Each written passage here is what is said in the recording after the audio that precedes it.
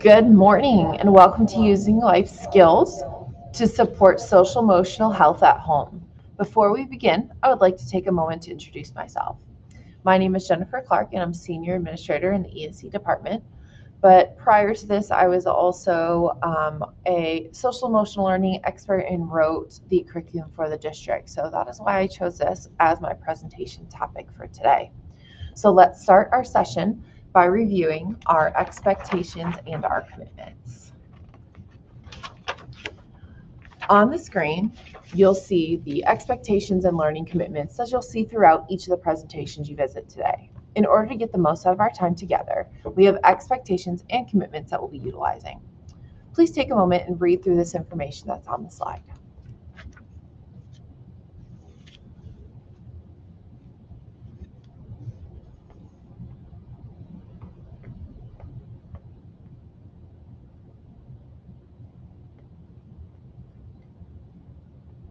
I also want to remind you that today's session is being recorded. Please be sure not to share any personal or confidential information about your child via microphone or the chat box. These are our commitments that help us to interact during our time together. I'm making these commitments to you and ask that you make these commitments to each other. When expectations and commitments join together, we create an optimal virtual learning environment.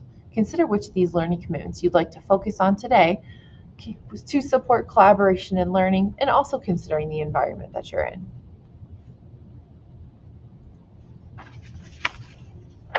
During our time together today, I'm going to discuss different strategies and how you can use them at home to support your students' social emotional health. We will also talk through variations to these strategies and show how they can be adapted to support a variety of age groups and the necessary skills students need to be successful.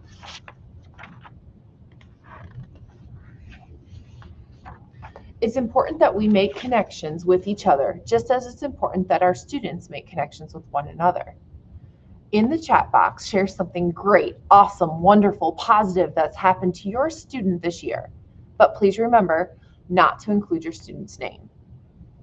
And I know some of you may be having a hard time finding the chat box, so if you're in the app, it is in a little row that says chat, and there's a caret next to it. You'll have to touch that caret. And then at the very bottom, you'll be able to add the chat box. If you're on the computer, it should pop up on the right. So I'm going to give you a chance to go ahead and share something else that happened, but also give you a minute to try to find those items on your computer.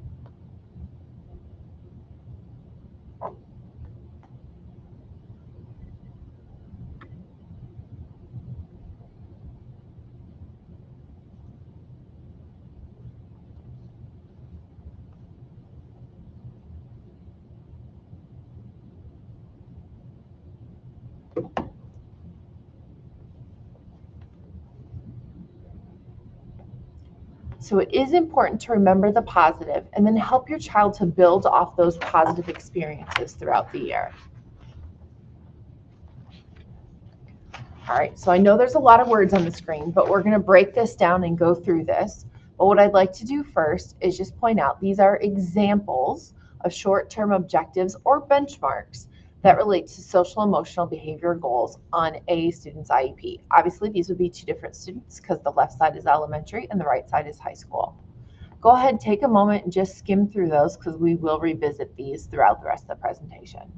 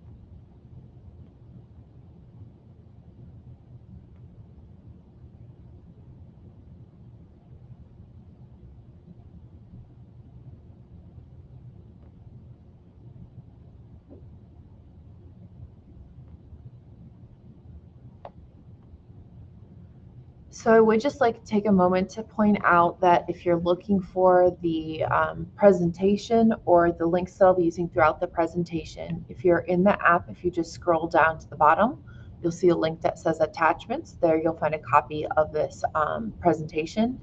And underneath that, there's one that says links that is using life skills.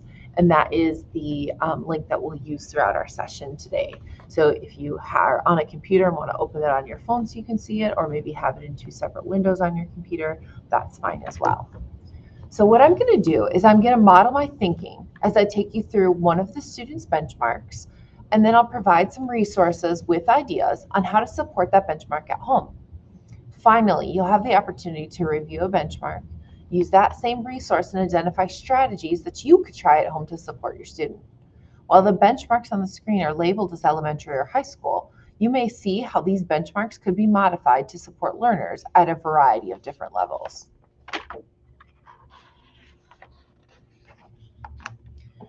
I will walk you through and model my thinking with the high school example. If you have a younger student, think about how these strategies could be modified or used to support their social emotional behavior goals.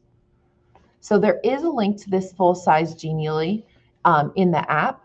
I was originally going to put it in the chat box, and I'm not going to do that now, only because I've learned that if you're only on one screen, it will take you out of the stream and you'll lose all audio. So instead, I'm going to try to have everything visible to you on the screen today, but make the resource available to you as well. So today, I want to help make connections between these activities and your students' short-term objectives or benchmarks and their social emotional behavior. So let's look at that very first bullet. Given a frustrating situation, student will implement a pre-taught calming strategy and or use their cool down pass at the onset of the situation to avoid elopement. So let's take a look at a piece of the Genially that's on the right. If we just focused on that self-management, the orange category, let's talk through a few strategies you could try at home to support just this first bullet. So first, we have breathing exercises. These help to return the body to a state of relaxation and digestion, which is where we should be normally, when a stressful situation has sent us into that flight, fight, or freeze. So let's talk through a few breathing exercises that you could try. You could try basic yoga, such as child's pose. Something called square breathing. That's when you inhale for a 4 count, hold it for a 4 count, exhale for a 4 count, hold it for a 4 count, and then you repeat. You could do visualization. So having your student close their eyes, inhale and imagine themselves in their favorite place, and then exhale. Have them repeat again. You may need to repeat this 2 or 3 times and possibly try having them imagine different places that they would like to be or wish they were. If you have younger kids, and don't let them fool you, some of our older kids really like this too, you could use bubbles. Have them try to blow a bubble as big as they can. You could even make that into a competition. You could have them lay on their back on the floor, put their favorite stuffed animal on their chest, and have them practice breathing in and out. The stuffed animal should move up and down, not left to right. So if they knock the stuffed animal off, then you got to pick him up, put him back down again, and have them focus on moving the stuffed animal up and down and not knocking it off. You could also do something simple like a feather and blowing and moving the feather, or a pinwheel to make it spin. There's also a number of videos that you could find on Google that have color, natures, music, and these will all help with breathing exercises. Now let's take a look at Organize It. This may also work as a calming strategy for some of our students. And as a parent, I know what you're thinking right now. Awesome, I'm going to go have them clean their room. That's definitely got to count for Organize It. Unfortunately, that's probably not going to work. Instead, gather items that you know your child likes. Ask them to sort these items into categories. So for example, you could use coins and have them sort the coins by type or to make a certain amount of money. You could use different colored items and have your child sort by color, by size, maybe even by shape. So those are just a few that would work for just that first bullet. Now let's take a look at this second bullet. Student will use coping strategies, for example, counting, asking for a break, taking deep breaths, When faced with a stressful situation, such as when given a non-preferred work task or demand, possibly their math work, or when they're uncomfortable, like when their clothes are just bothering them, in order to reduce target behaviors of noncompliance, aggression, and property destruction by 20% over each 9-week period. Okay, so if this is what they're working on at school, let's think about what are some things that we could do at home to help support this benchmark. So you may be thinking, well, you just told us breathing exercises and organize it. You would definitely be right. Both of those could help with this, but let's talk through a few other options so that you can see how they work. All right, so at home, you could help your student by creating a circle of control, and that's net responsible decision making, that yellow section. Okay, so your circle of control, on the inside circle, you're going to have your student write or draw all the things that they can control, all the things that are within their power to control. And then in the outside circle, have them write or draw all the things that are out of their control. And then once they're done, go ahead and discuss just focusing on those items that are in the inside circle that they can control. There's no point in them focusing on the outside ones. They have no control over them. So let's help them figure out how to move past that. You could also try a letter to yourself. This strategy will help students through stressful situations. So what you would do is share a situation that your student may consider stressful. Verbally just share with them. Then have them write a letter to themselves discussing how they would handle or avoid that situation. Other things that you could do are a mindful scavenger hunt, board games, and coloring. These would all help with actually either of these benchmarks that are on the screen, but they would all help depending on your student and would help work on these social emotional behavior objectives.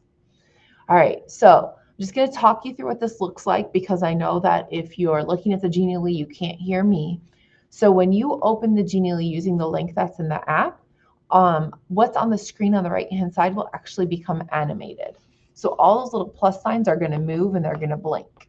You can click on any of these plus signs, and what will happen is it will expand out and it will give you more information about that method, that activity that you could try and use at home. Okay, so for example, let's look real quick at write it down, rip it up, and throw away. Okay, so if there's something that's out of your student's control that's really driving them crazy, have them write it down on a piece of paper or write it down on a piece of paper for them. Then rip it up into really small pieces, throw it away. We've just taken care of and we've removed that problem. So let's move on to something different. So does it really take care of the whole problem all the time? No, but it's a way for them to have that release to move on and move beyond it. All right, now let's take a look at this third bullet for the high school example. When given a visual or verbal example of an emotion, students will state why a person might be feeling that emotion on 60% of attempts over a grading period. When asked, students will be able to give at least 3 examples of thoughts that are not okay to say out loud because it makes someone feel unpleasant, and 3 examples of thoughts that are okay to say out loud with no additional prompting on 3 out of 5 consecutive data collection sessions. Okay, so once again, this is the high school example, but let's look at how this could possibly and think about how this could possibly be used for an elementary student as well. All right, let's see what we have. We're going to look at social awareness on the Genially for this one. So empathy in action. Social awareness is that top light green one, by the way. Empathy in action. This is an activity where you can try that already involves something that your kids really love. Ready? Television. You already knew that. Okay, so to practice this strategy, watch one of their favorite TV shows or a movie with them. And then during the show, ask them questions like, how do you think that character feels? And has anything like this ever happened to you? How did that make you feel? What did you do? What could you do? Okay, so these are questions to get that conversation started. Add any other ones you want in there and help them process through those things that are happening in the TV show. Under relationship skills, this middle box, you could have your student write a letter to someone. Have them consider writing a letter to their favorite book or TV character or even a friend. And in the letter, they'd provide advice on what to do when they're feeling a certain way. So maybe the character in the TV show is really mad. So have your student write a letter to that character telling them what they can do to help calm down when they're really mad. Then under the yellow section down here, you'll see that we have Dear Abby. So we could try that. We could also try charades. So acting out the situation and problem solving it, writing a letter, explaining it, all of things will help your to support your students' social emotional behavior objectives. And once again, you'll be able to click on these little gray plus signs. They'll be activated and blinking when you're looking at the link. And once you do that, just click on it. A box will pop up that will help you talk, to help you work through how you could use that. All right. Now, let's transition and look at the elementary benchmarks. Okay, so those other ones, although they were written on a high school IEP, you could probably see how those are things that your elementary student might need to work on as well. So let's look through what is on this elementary student's IEP. So take just a moment, read through those two objectives that are on the screen.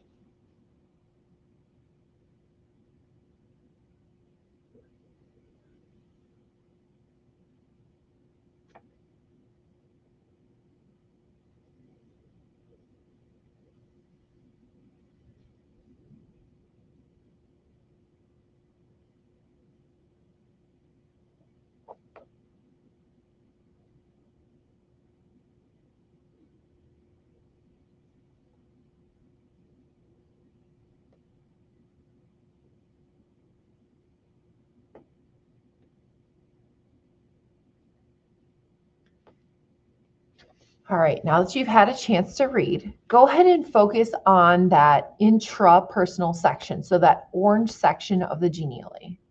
And what I'd like you to do is, just like I just modeled, go ahead and look at that orange section and see what are some of those activities, only from the orange section, that you could use to support either of these benchmarks. Okay? Once you have one in mind, if you like, please feel free to drop that in the chat box and share with everyone. I'm going to give you just a few minutes to think about that, and then I'll talk through some options with you as well. So once again, you're only looking at the orange section. Which of those activities could you use to help support the objectives that are listed on the left? All right, go ahead.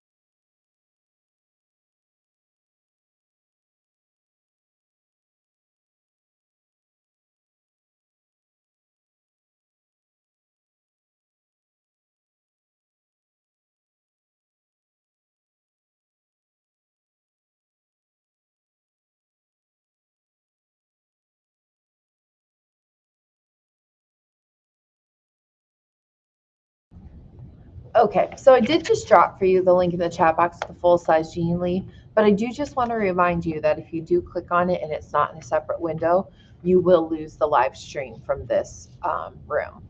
All right, so let's talk about it for a second. So intrapersonal, that was the orange section. So some things that might work could be journal pictures, and they could do words or feelings that lead to a certain type of an emotion. We could do read alouds. So think about those little spot books. Those little spot books have specific emotions. And then you could use that whole book to help teach about whatever emotion it is that the student's feeling. If the student's a little bit older, you could also use any book off their bookshelf and talk about their character and how they acted versus how the student would have acted in that situation. Now, this might also work for a younger student depending on what kind of book you're looking at. You could also do an I am mirror. I personally love this one. So, what emotion do you see, and what would it look like if you had a different emotion? So that's a little variation to what's in the explanation there, but we'll talk about what's in the explanation as well. So you could have your students stand in front of emotion and say, what would your face look like when you're happy? Maybe they're going to smile. And then you could have them, what would your face look like when you're mad? And they might scowl at you. Okay, so you could practice what those facial expressions look like, because then when they see them on other people, because they've seen themselves modeling them, they'll be able to help pick out what those emotions are that other people might be feeling, even if they can't necessarily express what those emotions are at that time. And I think I kind of did a little cheat sheet for you on the next slide and circled those ones, but those were the three that we just talked about. So any of those kinds would help. You could technically use any of these. Those three could probably be most closely modified to fit these benchmarks though. All right, this time let's look at these same two benchmarks that are on the left-hand side, the same two that you just read. But this time what I want you to do is just look at the interpersonal section. So that's the green section. All right, so you're going to do the same kind of thing. What I want you to do is just look through that green section and try to figure out which of these you could try to use at home to help address those benchmarks or objectives that are on the screen on the left. So once again, I'm just going to mute myself, give you some time to think. If you do want to see the Genially full size, the link is in the chat box. It's also in the link section in the app. I'll give you about 3 or 4 minutes, and then I'll start to review some thinking. So if you do lose me, come back in like 3 or 4 minutes.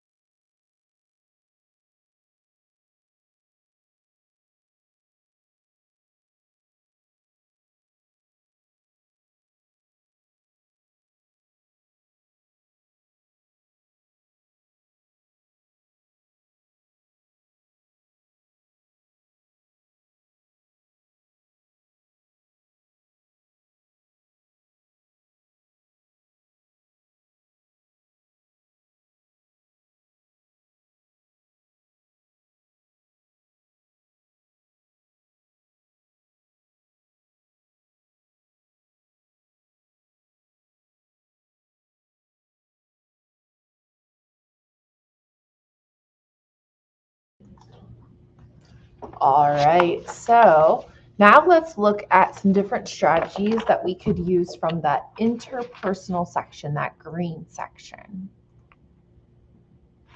All right, and blow that up big so that you can see it, just in case you're, oh, and apparently it's just skipping ahead on me. There we go. All right, I'm gonna make it big so you can see it as we talk through some of these. So for example, you could do charades. And how you could do this is have them acting out examples or non-examples of what it might look like. So give them different topics or have the different adults that are playing with them act out different emotions, a different expression so that they can see what to do. Also possibly acting out, that second one is talking about appropriate space and how they're feeling. So you could act those things out during charades as well. Empathy and action would be another one that's great for this. This is similar questions to what we talked about with the high school student. It definitely applies here. So what did they say when you got too close? So if we were supposed to be in line and we were each supposed to have our own space, but I came right up on top of you, what did they say when you did that? How did that make them feel? How did that make you feel? How do you think you would feel if someone got up on top of you like that in line? So asking those questions and asking it with emotion helps to your students to get involved in the conversation as well. And then another great one here is conflict scenarios. So asking them questions like, what do you do if they push or yell? Do you yell back? Do you tell a teacher? What is your action? So give them different scenarios. So say you're in line and a student pushes you. What do you do? Say that you're out on the playground and someone trips you. What happens then? So giving them all those different scenarios and things that could happen, and then talking through with them what you do in those scenarios. All right, so hopefully you have a few new ideas on how to support your student at home. While the ideas that are shared on the Genially are not exhaustive, and they can be modified in many ways to provide you with samples of how this resource could be used. These life skill strategies can be used to support your student in other ways as well. Okay, so for example, let's say that you have a student that's having issues with depression, self-image, or worth. If you click on the I am mirror in the interpersonal section, it's going to talk about this specific example I'm going to give you right now. So find a mirror in the house that's their mirror. So it could be in their bedroom or possibly in their bathroom. And then what you want to do is you want to add sticky notes to that mirror, just like little tiny sticky notes, okay? And on those sticky notes, just put things that you want your student and how you want your student to see themselves. So for example, you might add a sticky that says, I am loved. A different one that says, I am strong. Another one, I am important. Another one, I am resilient. And you can start out with just a few around the mirror, and you can do every night while they go to bed or during the day while they're gone at school. Add a few more, or you can start it with all the different ways that you want them to see themselves, so that every time they go and they look in the mirror, they see those things, and those are the images that are reflected upon them. You can add statements daily. You can have them add statements once you get to a certain point. Or different members of your family can add statements on different color sticky notes so that they know who they're coming from. Another strategy that you could try at home is every time your child learns something, does something, or tries something new, have them write it down or help them write it down, and then store whatever that little note is in a jar, a box, a can, whatever the case may be. Then on those days, when your student comes home and they're having that rough day, like, I can't do anything right, I can't learn anything, I don't know how to do anything, you can go back out and go through that container that you stored all these accomplishments in, and you can go through and share. Look at all the things that you've already done, the things you've done this year so far that you felt good enough about to put in this jar or to put in this box. These are all things you can do. So you can do this too, okay? Or just at the end of the year, you could look back through it as a look at all the things that you've accomplished in this one year. Imagine how many things you're going to accomplish in the years to come. Something else that you could do is put inspirational quotes in their lunch, or send them via text message, or send them during an email throughout their school day. I love the ones in the lunchbox. It's so great when you see those students sitting down in the lunchroom and they're all excited about their notes that their parents have left. So think about that, because that little note from you just might brighten their whole day. And it also lets them know that you're thinking about them. The possibilities are endless. And each time we work on any one of the skills that we see in that Genially, we are helping to support our students' social emotional well-being. So just consider that as we move forward. So what I'm going to do is, and I can put the link in the chat box once again, but what I'm going to do is I would like you to take a few minutes. I'm going to say I'm going to give you 4 minutes, so until 10:20, to look at that Genially and see if there's any that you would like additional information on. So once again, when you get there, you see the little pluses, you can click on those little pluses. It will give you an explanation.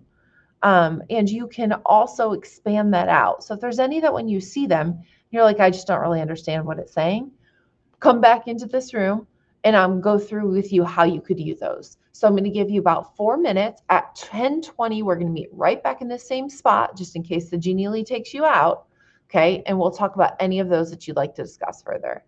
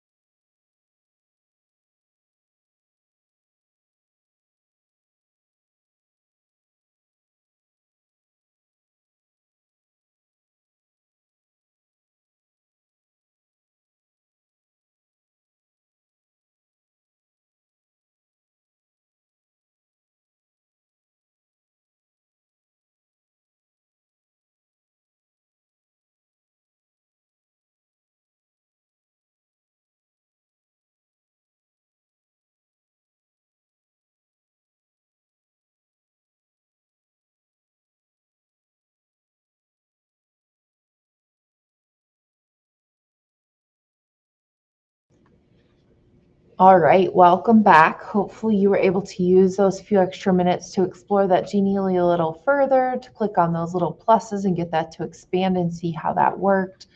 Also, at any time, I will share my contact info at the end if you need more information. You're not quite sure how to make it work, you just can't get it to open, please feel free to email me and I will get that information out to you.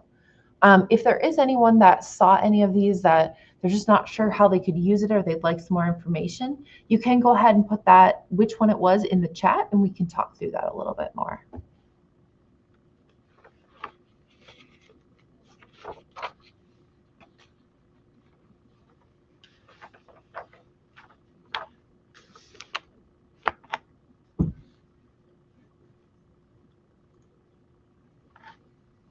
All right, so once again, I'd like you to take a moment to think about your student and about their specific social emotional needs.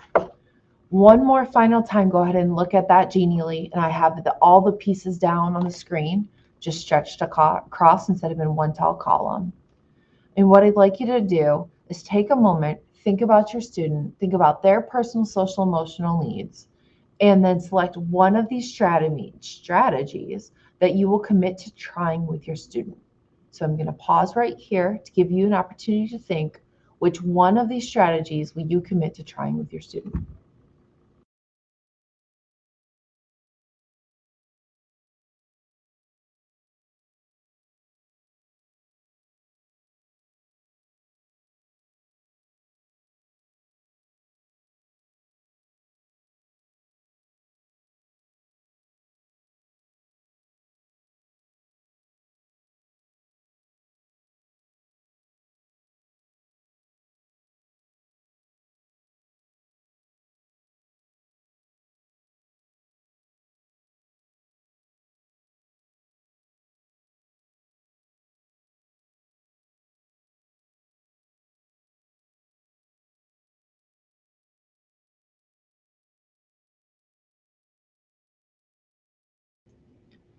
If you are comfortable sharing, please go ahead and add to the chat box which one strategy that you'll commit to trying with your student at home.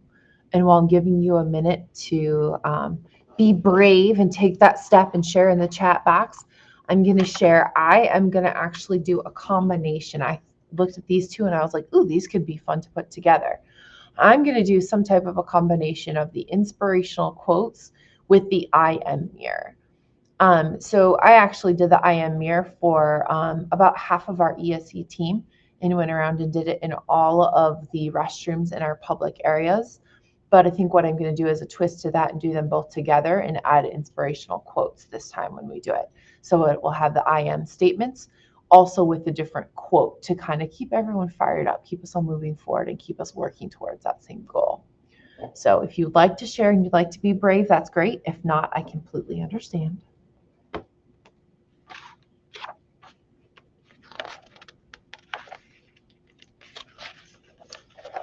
So I'd like to take the time to thank you for spending your Saturday morning with me. I know there's lots of things that you could be doing, but I'm so happy to have you learn about how you can help support social emotion of your student at home.